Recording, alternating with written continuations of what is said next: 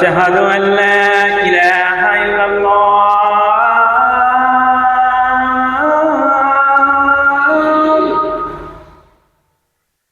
أشهد أن لا إله إلا الله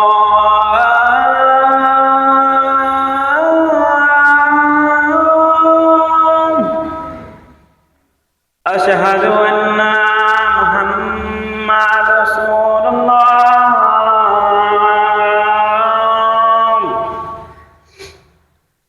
أشهد أن محمد رسول الله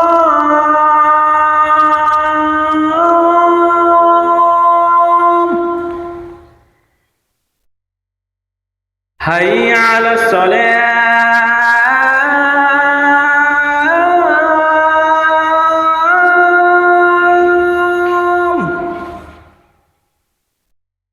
حي على الصلاة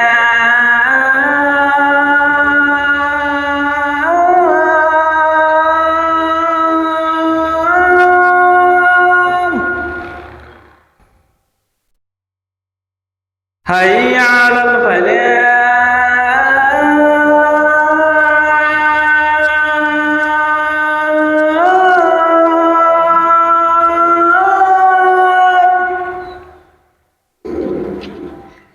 حي على الفلاح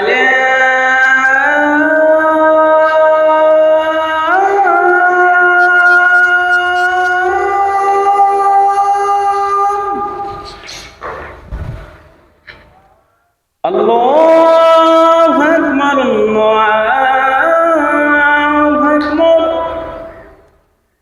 لا إله إلا الله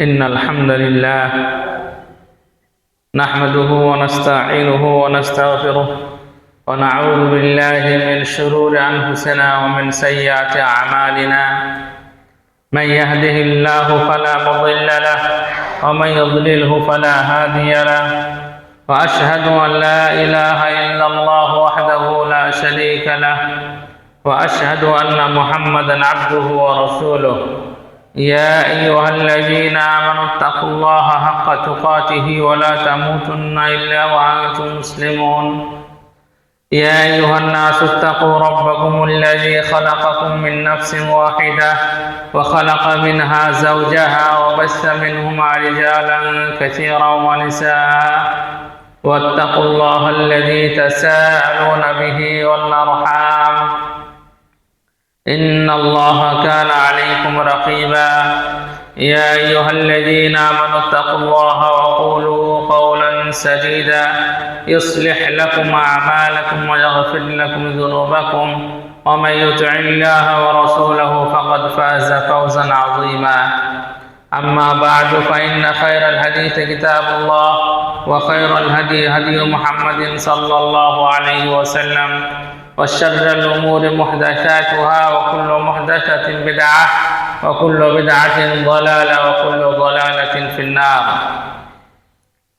أعوذ بالله من الشيطان الرجيم بسم الله الرحمن الرحيم قاف القرآن المجيد بل عجبوا أن جاءهم منذر منه فقال الكافرون هذا شيء عجيب أإذا متنا وكنا ترابا ذلك رجع بعيد قد علمنا ما تنقص الأرض منهم وعندنا كتاب حفيظ بل كذبوا بالحق لما جاءهم فهم في أمر مريج أفلم ينظروا إلى السماء فوقهم كيف بنيناها وزيناها وما لها من فروج والأرض مددناها وألقينا فيها رواسي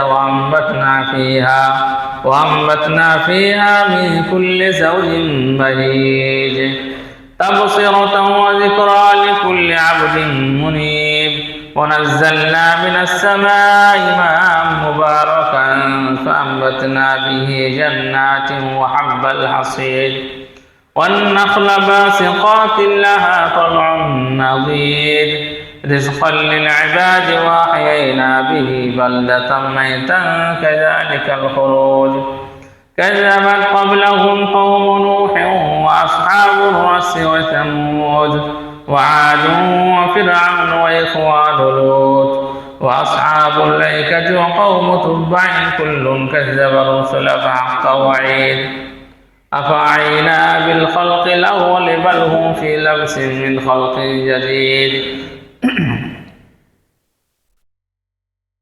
بسم الله الرحمن الرحيم قل أعوذ برب الفلق من شر ما خلق ومن شر غاسق إذا وقب ومن شر النفاثات في العقد ومن شر حاسد إذا حسد সমস্ত প্রশংসা মহান রব্বুল আলামিনের জন্য। দরুদ ও সালাম অবতীর্ণ হোক শেষ নবী বিশ্বনবী মুহাম্মদ সাল্লাল্লাহু আলাইহি ওয়াসাল্লামের উপর। আল্লাহুম্মা সাল্লি আলাইহি আল্লাহুম্মা বারিক আলাইহি। আমি আজকে আপনাদের সামনে কিছু আয়াত সূরা পাঠ করেছি। এই আয়াত সূরাকে সামনে রেখে আমার খুতবা শেষ করব। আমার তাওফীক ইল্লা বিল্লাহ। সূরাতুল ফালাক যেটি আমি আপনাদের সামনে পাঠ করেছি, এই সূরাটি অতি গুরুত্বপূর্ণ সূরা। আর এই সূরার মধ্যে আল্লাহ সুবহানাহু ওয়া তাআলা অতি গুরুত্বপূর্ণ কথা আমাদেরকে শিখিয়েছেন। আল্লাহ সুবহানাহু ওয়া তাআলা মানুষকে সৃষ্টি করার পরে মানুষের মধ্যে বিভিন্ন ধরনের চরিত্র দিয়ে দিয়েছেন। ভালো চরিত্র, খারাপ চরিত্র, হিংসা, অহংকার, মিথ্যা কথা বলা, চুরি করা ইত্যাদি ইত্যাদি। তাহলে ভালো চরিত্র এবং খারাপ চরিত্র সব কিছু মানুষের মধ্যে আল্লাহ সুবহানাহু ওয়া তাআলা দিয়েছেন, যে মানুষকে পরীক্ষা করবেন আল্লাহ সুবহানাহু ওয়া তাআলা। যে সমস্ত গুণ, যে সমস্ত চরিত্র মানুষের মধ্যে আল্লাহ তাআলা দিয়েছেন তা কিন্তু পশুর মধ্যে পাওয়া যায় না বা ফেরেশতাদের মধ্যেও পাওয়া যায় না। যেহেতু মানুষ এবং জিন জাতি, এই দুই জাতিকেই পরীক্ষা করার জন্য আল্লাহ সুবহানাহু ওয়া তাআলা পৃথিবীতে পাঠিয়েছেন। এই পরীক্ষায় কে কেমন রেজাল্ট করে এটা আল্লাহ তাআলা দেখতে চান। আল্লাহ সুবহানাহু ওয়া তাআলা বলেন, হুয়াল্লাযী খালাকাল মাউতা ওয়াল হায়াতা লিয়াবলুয়াকুম আইয়ুকুম আহসানু আমালা। আল্লাহ সুবহানাহু ওয়া তাআলা তিনি জীবন এবং মৃত্যু সৃষ্টি করেছেন লিয়াবলুয়াকুম, তিনি পরীক্ষা করবেন তোমাদেরকে, আইয়ুকুম আহসানু আমালা, তোমাদের মধ্যে কে বেশি উত্তম আমল করে, কে বেশি নেক কাজ করে। এটা হচ্ছে পরীক্ষা। এই সূরাটির মধ্যে বিশেষভাবে যে কথা আলোচনা করা হয়েছে, ওমিন শাররি হাসিদিন ইযা হাসাদ, যে আল্লাহ সুবহানাহু ওয়া তাআলার কাছে পানাহ চাইতে বলা হয়েছে, আশ্রয় চাইতে বলা হয়েছে হিংসাখোরদের হিংসা থেকে। হিংসাকারী যখন হিংসা করে তার হিংসা থেকে আশ্রয় চাইতে আল্লাহ সুবহানাহু ওয়া তাআলা বলেছেন।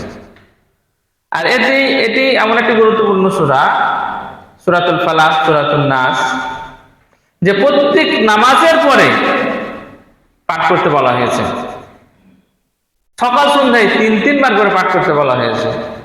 ঘুমানোর আগে 3 বার পাঠ করে হাতে ফুঁক দিয়ে সে হাত গোটা শরীরে বুলিয়ে তারপরে ঘুমাতে নির্দেশ দেওয়া হয়েছে।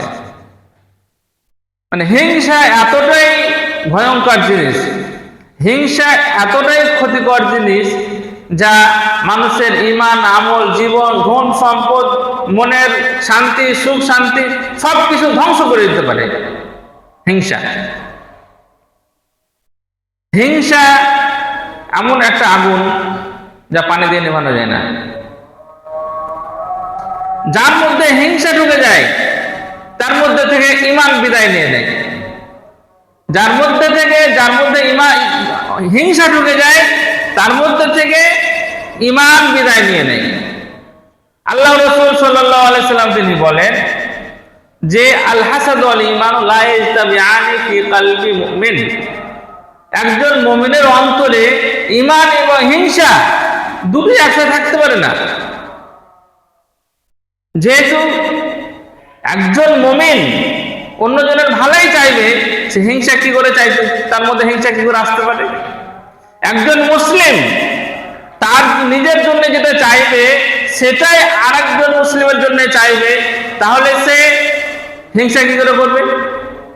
একজন মুসলিম অন্যজন মুসলিমের জন্য দোয়া করবে তার অনুপস্থিতিতে, তাহলে তার মধ্যে হিংসা কিভাবে থাকবে? হিংসা থাকলে দোয়া করতে পারবে?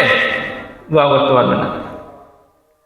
তাই একজন মুমিন বা একজন মুসলিমের মধ্যে হিংসা থাকতে পারে না।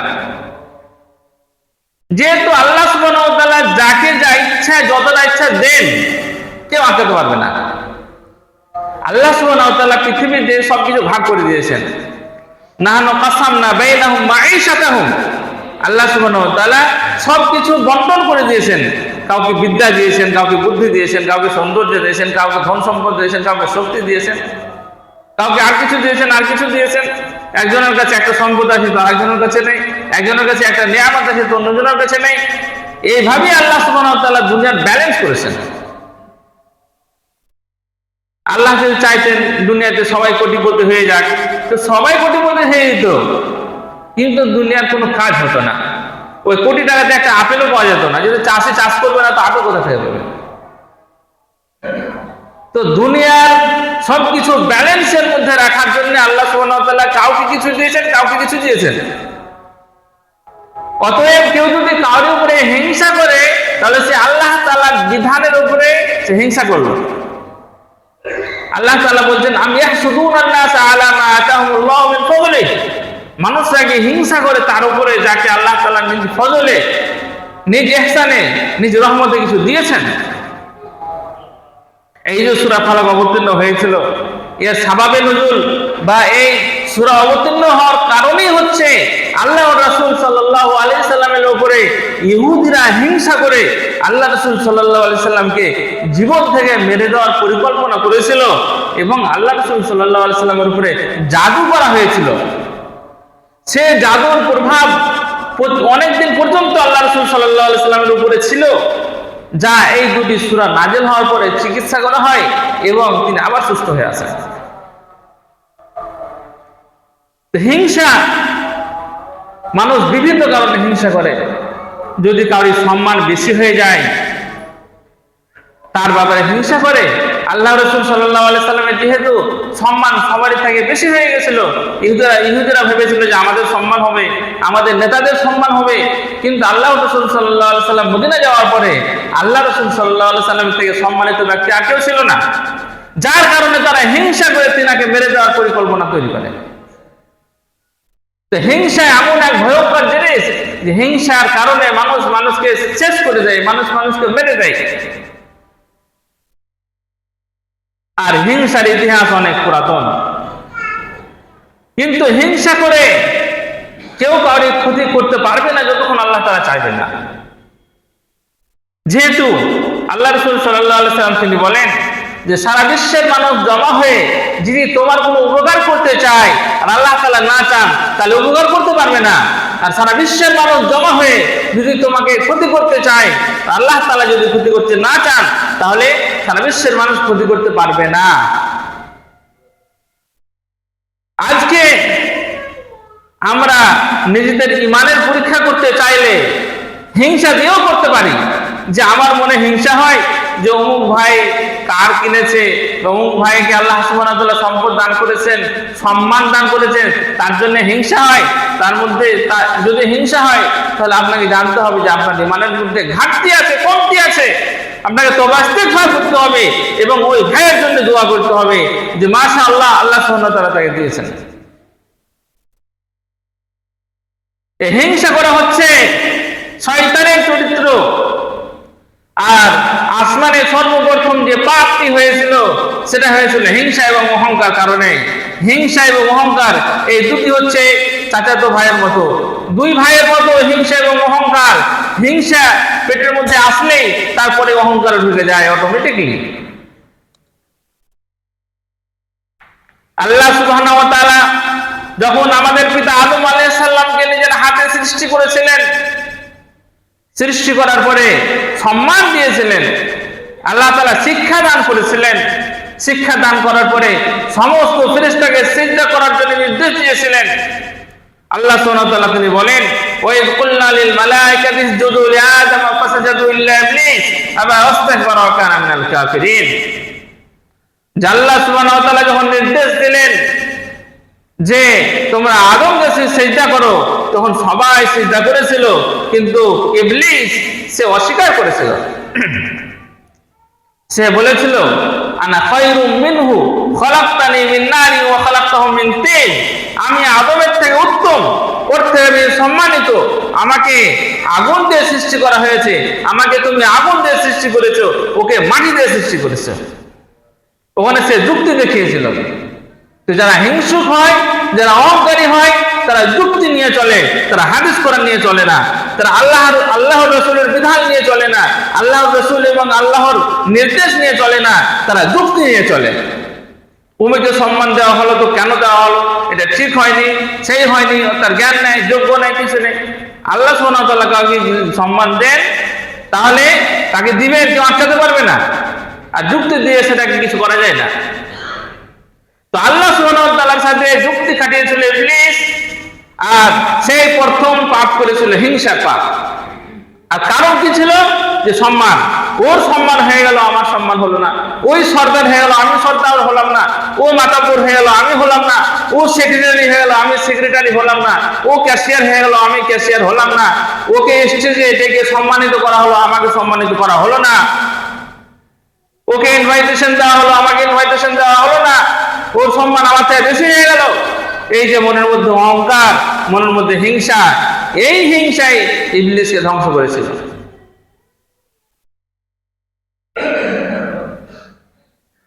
তারপরে পৃথিবীতে সর্বপ্রথম যে হত্যাকাণ্ড হয়েছিল, সেটার কারণ ছিল হিংসা। আদম আলাইহিস সালামের দুই সন্তানের ঘটনা আমরা সবাই জানি। ইয কাররাবা কুরবানান ফাতাকাব্বালা মিন আহাদিহিমা ওয়া লাম ইয়াতাকাব্বাল মিনাল আখার ক্বালা লা আকতুলান্নাক ক্বালা ইন্নামা ইয়াতাকাব্বালুল্লাহু মিনাল মুত্তাকিন। হাবিল এবং কাবিল দুই ভাই আদম সন্তান একে অপরের উপরে হিংসা করেছিল। কারণ কি ছিল? যে দুজনেই আল্লাহ তাআলার দরবারে ইবাদত করেছিল, কুরবানি করেছিল। তার মধ্যে থেকে হাবিলের ইবাদত কুরবানি গ্রহণযোগ্য হয়, আল্লাহ সুবহানাহু ওয়া তাআলা কবুল করেন, এবং আরেক ভাইয়ের ইবাদত, তার কুরবানি গ্রহণযোগ্য হয়নি। তখন সে বলেছিল, লাকতুলান্নাক, আমি তোমাকে অবশ্যই হত্যা করব, তোমার আল্লাহ ইবাদত গ্রহণ করলে আর আমার করলে তোমাকে আমি হত্যা করব। তার হিংসা ছিল। তখন সে উত্তর দিয়েছিল, ইন্নামা ইয়াতাকাব্বালুল্লাহু মিনাল মুত্তাকিন, যে আল্লাহ সুবহানাহু ওয়া তাআলা ইবাদত বান্দাকে শুধু মুত্তাকি বান্দারই কবুল করেন, যার তার ইবাদত বান্দাকে আল্লাহ সুবহানাহু ওয়া তাআলা কবুল করেন না। আজ পর্যন্ত সেই রুলস চলে আসছে পৃথিবীতে, যে আল্লাহ সুবহানাহু ওয়া তাআলা ইবাদত বান্দাকে কবুল করবেন শুধু মুত্তাকিনদের।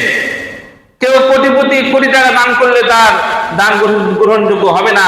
তার মধ্যে যদি তাকওয়া পরহেজগারিতা না থাকে, আল্লাহ ভীরুতা না থাকে, সে যদি মুত্তাকি না হয়, সে যতই আল্লাহর রাস্তায় দান করুক, তার দান কোনো কাজে আসবে না। যেহেতু ইবাদত গ্রহণ হওয়ার জন্য প্রথম শর্ত হচ্ছে ওর মধ্যে তাকওয়া রাখতে হবে, ইখলাস রাখতে হবে, শুধু আল্লাহ তাআলার জন্যই তাকে ইবাদত করতে হবে। তাহলে ইবাদতের উপরে হিংসা করে এক ভাই অন্য ভাই হত্যা করে দিল, সেটা ছিল মানুষের ইতিহাসে, পৃথিবীর ইতিহাসে প্রথম হত্যা, আর তারও কারণ ছিল এই হিংসা। আজকে আমরা দেখতে পাই, যদি কোনো ভাই তওবা তাহলিল করে, তওবা ইস্তেগফার করে নামাজি হয়ে যায়, তার হিংসা করতে লাগে, তার পিছনে 10 রকম কথা বলে, তাকে নিয়ে বিদ্রোহ করে, বলে দেখ এতদিন গাঁজা খেয়ে বেড়ালো, মদ খেয়ে বেড়ালো, এই করে বেড়ালো, সেই করে বেড়ালো, আর আজকে হাজী সাহেব হয়ে গেছে, কাজী সাহেব হয়ে গেছে, নামাজি হয়ে গেছে, মোত্তাকি হয়ে গেছে। 10 রকম কথা তার জন্য বলে, যেহেতু তার ব্যাপারে সে হিংসা করছে যে ভালো কেমন করে হতে পারে। ওই রকম ভাবে অনেক ভাই যখন দাড়ি রাখে, হয়তো সে দাড়ি কাটছিল, বুঝতে পারলো যে দাড়ি কাটা, দাড়ি ছাঁটা, দাড়ি ছোট করা সবই হারাম, সবই পাপ, দাড়ি রাখা হচ্ছে অজেব ফরজ। সে যখন জানতে পারলো এবং দাড়ি রাখলো, তখন তার ব্যাপারে অনেক রকম ব্যঙ্গ করতে শুরু করে যে দেখ মুসল্লি হয়ে গেল, দাড়ি রেখে দিয়েছে, দাড়ি রেখে এই করে সেই করে, দাড়ি রেখে পাপের কাজ করে। মনে হচ্ছে যে দাড়ি না রাখলে সব করাই তার জন্য হালাল। দাড়ি রাখা, যারা দাড়ি রাখে তাদের ব্যাপারে এমন ভাবে মানুষরা হিংসা করে যে তার খুঁটিনাটি ধরে এবং বলে ও দাড়ি রেখে এই করছে সেই করছে, 5 রকম তার জন্য কথা বলে। তাহলে কি আল্লাহ এবং তার রাসূল লাইসেন্স দিয়ে দিয়েছে যে যারা দাড়ি কাটবে তাদের জন্য সবই হালাল? তুমি জেনা, ব্যভিচার, আড্ডা, তারপরে তুমি জুয়া সবই করো দাড়ি কেটে, আর একজন দাড়ি রেখে কিছুই করতে পারবে না, তার জন্য সবই হারাম হয়ে গেল? এই কোথাকার লজিক? একজন মানুষ যদি মিথ্যা কথা বলে আর দাড়ি রাখে, তাহলে দাড়ি রাখার পাপ তার হলো না, মিথ্যা কথা বলার পাপ তার হলো। কিন্তু একজন মানুষ দাড়ি কেটে মিথ্যা কথা বলছে, তো দাড়ি বা দাড়ি কাটার পাপ আলাদা, মিথ্যা কথা বলার পাপ আলাদা, তার ডবল পাপ। দাড়ি মানে কেটে দিলে সে তার জন্য সবকিছু যায় তা নয়।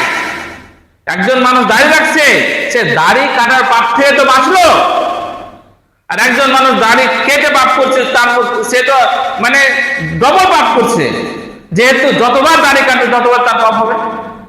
কিন্তু মানুষ দাড়িকে নিয়ে হাসি ঠাট্টা করে।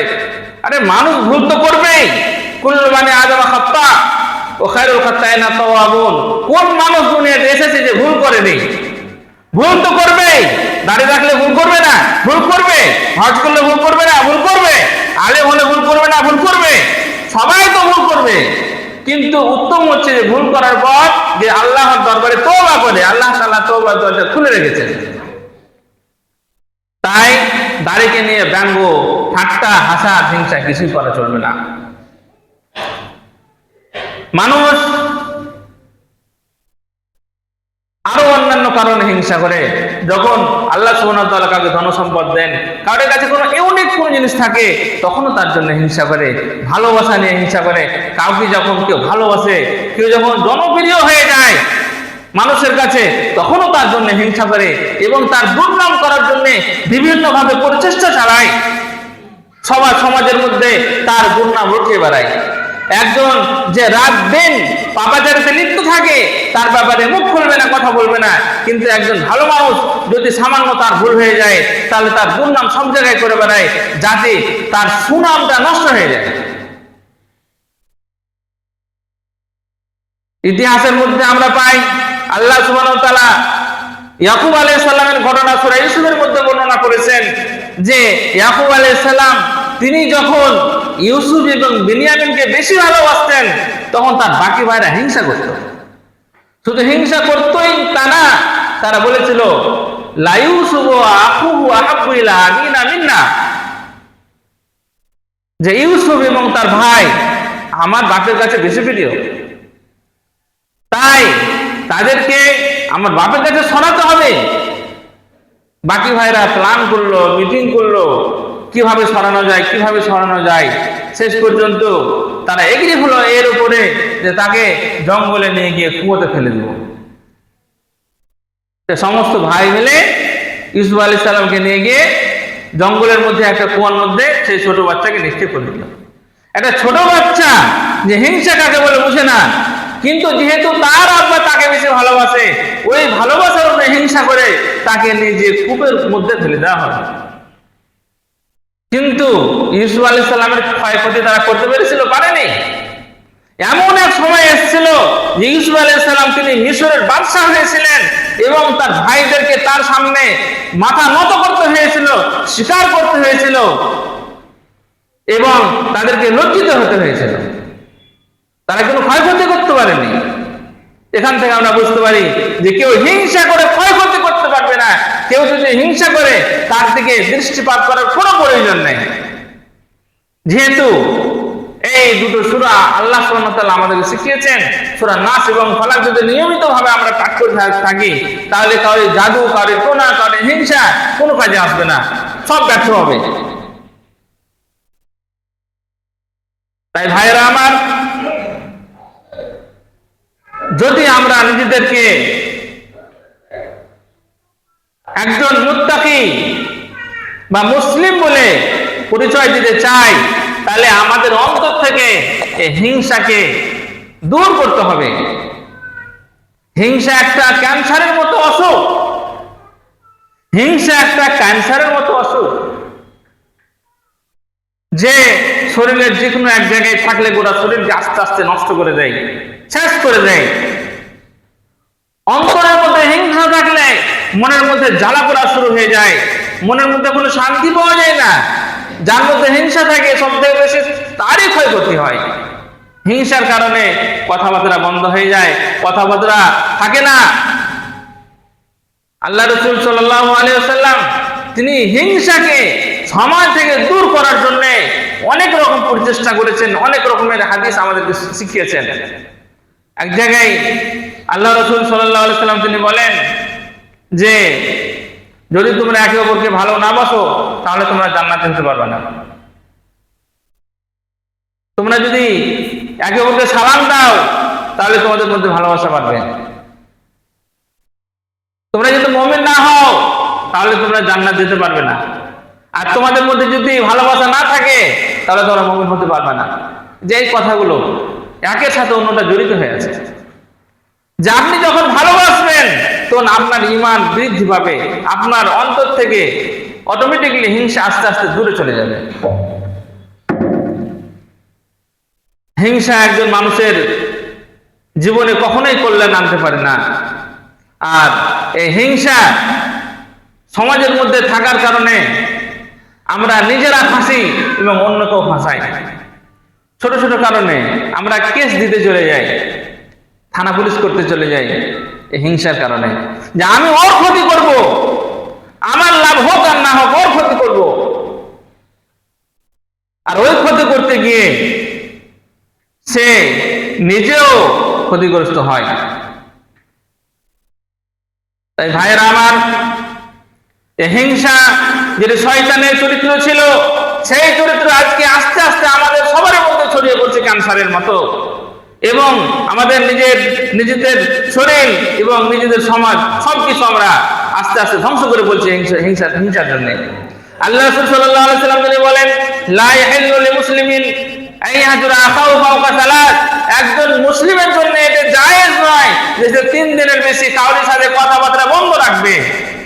তাহলে আমাদের মধ্যে অনেক ভাইকে পাওয়া যায় যে 3 দিনের বেশি কথাবার্তা বন্ধ রাখে, তাহলে সে এটা হারাম কাজ করছে।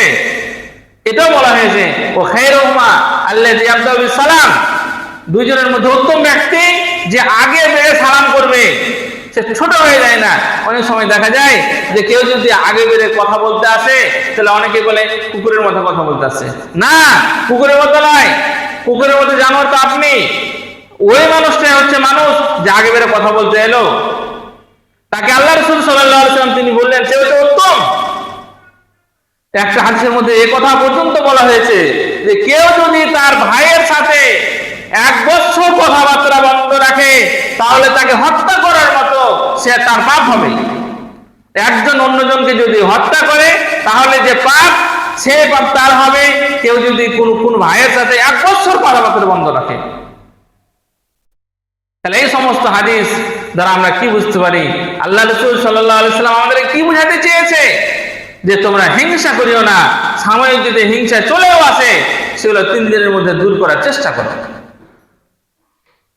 সবসময় আল্লাহ তাআলার উপরে ভরসা রাখো, এবং আল্লাহ ওকে যা দিয়েছে তুমিও চাও যে আল্লাহ ওকে দিতে পেরেছে সে আল্লাহ তোমাকেও দিতে পারবে। কিন্তু কিছু মানুষের মধ্যে এমন ভাবে হিংসা ঢুকে যায়, সে হিংসা থেকে বের হতে পারে না। সে অন্যের পিছে লাগতেই থাকে, অন্যের ক্ষতি করতেই থাকে। একটা ছোট্ট একটা গল্পের মধ্যে পড়েছিলাম যে একজন মানুষ একটা পাথর খুঁজে পায়, সে পাথরটা ঘুষলে দৈত্য বেরিয়ে আসে। আর সে দৈত্য বেরিয়ে হওয়ার পরে বলে যে তুমি যা চাইবে তোমাকে তাই দেওয়া হবে, কিন্তু তোমার প্রতিবেশী অর্থে ডবল পাবে। তখন সে বলছে যে না, আমি কিছু চাই না, আমি কিছু চাই না। বলছে না, আপনি চান, আপনি যদি বিল্ডিং চান, আপনি যদি ধন সম্পদ চান তা আপনি পাবেন, কিন্তু আপনার প্রতিবেশী ডবল পাবে। বলছে না না আমার দরকার নেই। তারপরে সে পাথর তার স্ত্রীকে দিয়ে গেছে চাষ করতে, যে এই পাথরটা হেফাজতে রাখো, এটা ঘোষাঘষি করিও না।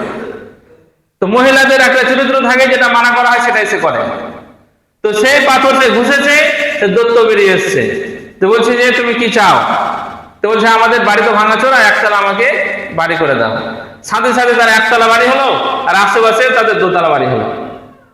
তার স্বামী যখন সেই ক্ষেত থেকে, মাঠ থেকে বাড়ি ফিরে এসছে, দেখছে বাড়ি সবকিছু দুতলা আর আমার বাড়ি একতলা। সে বুঝতে পেরেছে। এসে তার স্ত্রীকে বলছে যে তুমি ঘুষলে কেন? তো বলছে আমি ঘুষেছি, ভালোই হয়েছে, আমাদের একটা বাড়ি হয়েছে। তো না না, সে পাথর দাও আমাকে। সে পাথর নিয়ে আসার পরে সে আবার ঘুষলো, দিয়ে ঘুষার পরে আবার সে দৈত্য বেরিয়ে এলো। দিয়ে বলছে কি চাও? তো বলছে আমার এক চোখ তুমি কানা করে দাও। সে দৈত্যকে বলছে আমার এক চোখ কানা করে দাও, মানে ওর এক চোখ কানা হলে বাকি সবাই যেন দু চোখ কানা হয়ে যায়। মানে হিংসা মানুষের মধ্যে এইভাবে কাজ করে। এটা একটা গল্প, কিন্তু বাস্তব জীবনে আমরা দেখতে পাই যে কিছু মানুষ এভাবে হিংসা করে, যে আমার লাভ হোক না হোক, ওর জেনে লাভ না হয়, আমার লস হোক বা লাভ হোক, কিন্তু ওর লাভ না হয়।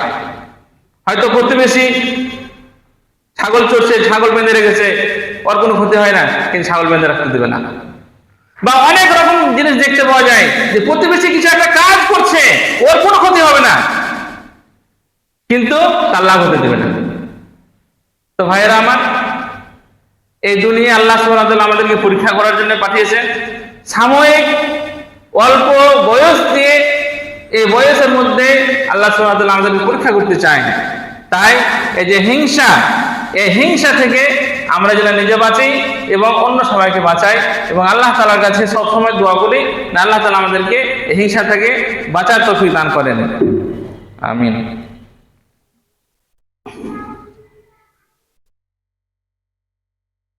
আলহামদুলিল্লাহ রাব্বিল আলামিন, ওয়াসসালাতু ওয়াসসালামু আলা রাসূলিল আমিন ওয়া আলা আলিহি ওয়া সাহবিহি আজমাইন, আম্মা বাদ।